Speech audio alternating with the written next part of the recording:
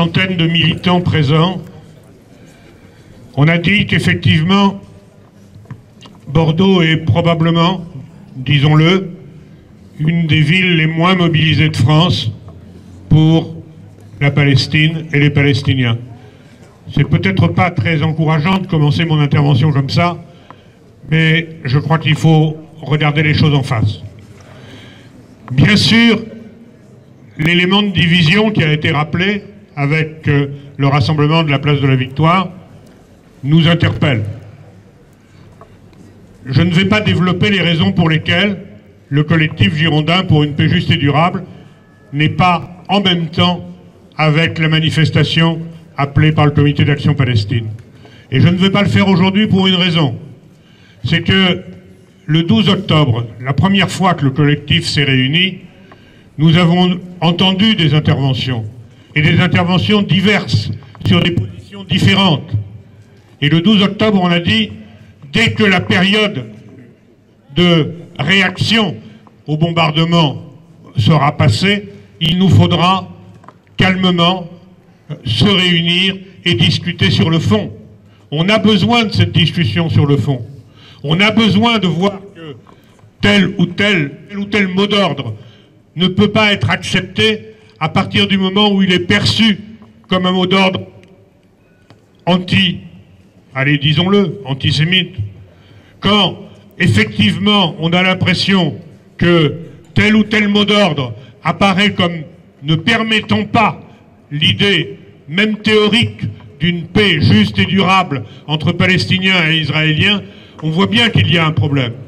Alors cette discussion, nous aurons besoin de l'avoir, nous aurons besoin de nous réunir, mais je crois que nous avons déjà des éléments qui nous permettent de travailler. Je crois qu'aujourd'hui, une chose apparaît clairement. Nous sommes en présence d'un phénomène de colonisation, de peuplement. Nous assistons en direct à la conquête de l'Est. Nous assistons, télé, radio, à cette progression qui depuis un siècle n'a pas reculé, de peuplement d'une entité qui n'est pas un État. Ce n'est pas un État qui colonise, qui a décidé cette colonisation, mais d'une entité, en l'occurrence l'agence juive, qui a décidé de faire de la Palestine un État juif. Cette colonisation de peuplement, elle a des instruments de travail divers. Nous savons bien qu'il y a toutes les lois d'apartheid qui sont un élément de cette progression. Il y a les crimes de guerre que nous avons vus. Il y a la manière dont la prison est utilisée pour casser la population. Et nous avons, après avoir tassé 2 millions de personnes dans la bande de Gaza, nous avons les crimes que nous connaissons aujourd'hui et qui ont été largement développés. Dans ces conditions-là, c'est vrai qu'il y a un côté un peu, j'ai envie de dire, bon, certains disent surréaliste, mais je pense que le mouvement surréaliste ne doit pas être ainsi insulté. Je pense qu'il y a un côté irréel dans le fait que on va discuter pour savoir si c'est apartheid ou pas apartheid, si c'est colonisation de peuplement original ou pas original, si il y a génocide ou pas génocide. Oui, bien sûr, à partir des résolutions internationales, à partir du droit international, il est clair que ce qui est actuellement opéré à Gaza est une opération totalement génocidaire, puisqu'elle a pour effet de tuer de façon indiscriminée hommes, femmes, enfants, civils ou pas. Donc je crois que c'est pas le sujet, il faudra qu'on discute. Bien évidemment, dans l'immédiat, il y a des priorités. Et les priorités, elles sont pour nous à s'adresser à nos gouvernements pour exiger un changement de la politique qui est menée. Mais je voudrais quand même ajouter 3 choses. La première, c'est que si je n'étais pas là samedi dernier, c'était parce que j'étais au centre pénitentiaire de Lannemezan avec Georges Ibrahim Abdallah. Et je pense que Georges Ibrahim Abdallah est le symbole triste de ce qu'est la politique française. C'est-à-dire d'accepter dans la prison de Lannemezan un prisonnier des États-Unis et d'Israël délocalisés en France. À 2 reprises déjà, Georges Ibrahim Abdallah était libéré par la justice à condition que l'exécutif signe son expulsion. À 2 reprises, les ministres de l'Intérieur, dont Manuel Valls bien sûr, ont refusé cette libération. Nous avons affaire à un détenu administratif des États-Unis et d'Israël en France. C'est un scandale qui doit se terminer au plus tôt.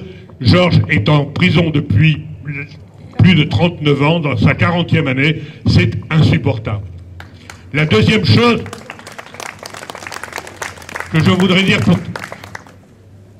c'est que ça a déjà été remarqué.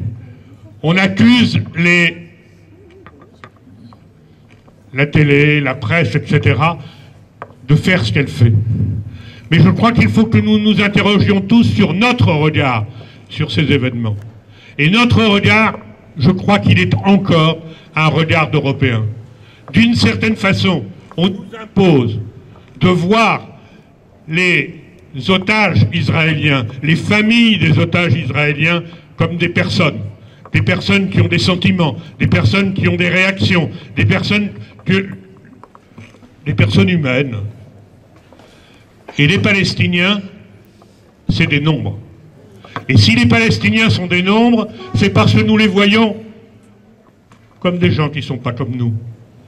Il y a, dans le regard que nous portons sur les sociétés non européennes, la poursuite d'un regard colonial dans nos sociétés. Il y a une colonialité du regard qui est porté là-dessus. Et c'est un travail de longue haleine que nous aurons à faire pour effectivement que nous redonnions toute leur humanité aux Palestiniens.